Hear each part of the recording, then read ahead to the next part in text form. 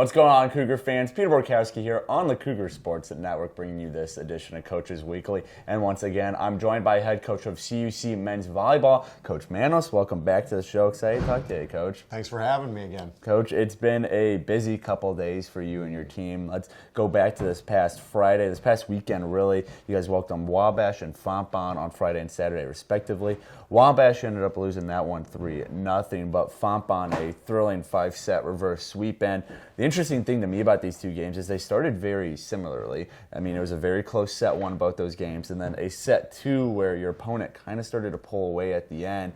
But we saw two very different results from your team on the 2 days. Wabash obviously won that third set. You guys really turned around against Fontbonne and won that game in 3 straight sets. So what was really the main differentiator between those two games? That you fell down 2-0 early, yet Fontbonne you were able to come back. What did your team do in that Fontbonne game that really allowed them to plow forward and pull off that come-from-behind win? I think a big part of it was just making Friday a big learning moment for us in terms of just our focus, our shift. You know, the players did a really good job after the game of just addressing things internally to make sure that we are in a better spot. Okay. Whereas Saturday, even though the results weren't what we wanted for set one or even set two, I think you could watch during the game that they were in it the whole time and they persevered. So I think just that mental switch between Friday night and Saturday, they did a good job of growing up quickly on that aspect. Right.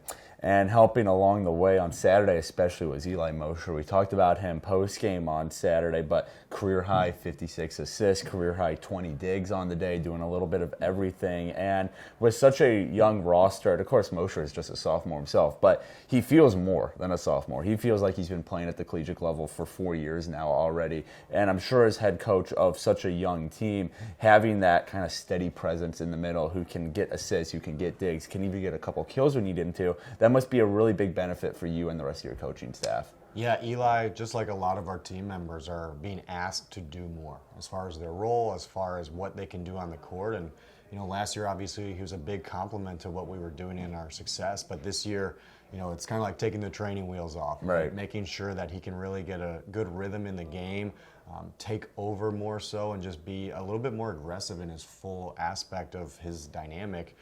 And then just to see his defensive presence continue to improve, obviously that's a big part of what we want to do going forward. So seeing his offensive numbers be that high of a total and then defensive numbers also reflect just his effort and intensity in that game, it was encouraging to see that progress as far as his recognition, his impact on the court. Right. And also helping you guys along the way, defensively at least, was Van Gato had a really nice game on Saturday. And I think, you know, you can kind of even talk about the whole defense as a whole really came along, even from the beginning of that Saturday game until the end of that Saturday game. I mean, they were getting a lot more digs, a lot more blocks. They were adjusting to what Fontbonne was doing really, really well. So can you just kind of talk about that process, even in that Saturday game alone, just how the defense from where they started to where they ended, what that looked like for you, the coaching staff, the players, what adjustments were made, so you're able to really tighten up defensively. And again, that was a big part of Saturday's win. Now that we are farther into the season, that adjustment aspect, the scouting aspect, all of that is a bigger part of our success story as we go on. So now that we have a couple games under our belt, we were able to watch Fontbonne a couple times. You know, they're a good program. So the way we set our lineup, the way we adjusted defensively, our scheming, our practice plan, it all shifted. And this is kind of a first for all of our younger guys, especially our freshmen. So I think that's part of what happened Friday was actually being able to execute on those shifts versus Saturday, having that game behind them, recognizing the film and all of that. They took it and ran with it. So it was really encouraging to see them take this idea that's new from the high school level and just flourish with it. They were excellent as far as making mid-game adjustments. So Van being a big part of that as far as just reading his hitters, recognizing their tendencies. You know, as a group we did really well, but his numbers reflected his ability to make those reads and really execute on it over and over again. Right. Well, now you guys are back in action again. Last night took a trip to Roosevelt in Chicago, and you unfortunately lost that one 3-0. And something I'm wondering as you guys get set to play in a triangular this weekend at Adrian, you'll take on Maranatha, Baptist, and Adrian.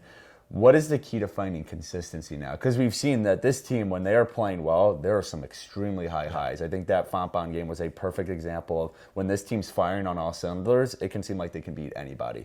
So what is the key to doing that game to game now? So, you have a big win like against Fontbonne on Saturday, and now how do you guys start stringing those wins together, hopefully pick up a couple wins? Just what is the key to finding that overall consistency, and what is the key to doing that this weekend? Now you got 2 more games on the docket on Saturday.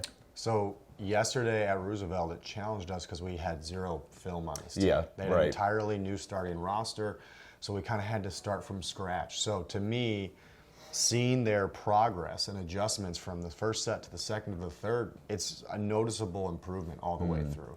So for us, it's again reviewing the film, getting back to the lab, and just making that growth mindset be a huge priority in everything that we do. We walked away from yesterday knowing that we improved gradually throughout the match. We have to approach Saturday knowing that we have to get back on track with our scouting efforts, improve our side of the net, and I think they're encouraged and opportunistic about that growth mindset. So it's all part of this gradual learning process. Right. Obviously we want it to go as fast as possible, but especially in the last week, every opportunity we've had on the court, we've been able to see noticeable adjustments and improvements. So I know going forwards that we're going to continue to grow, improve, mature, all of those things that'll put us in a more competitive position to win and be more consistent on the court.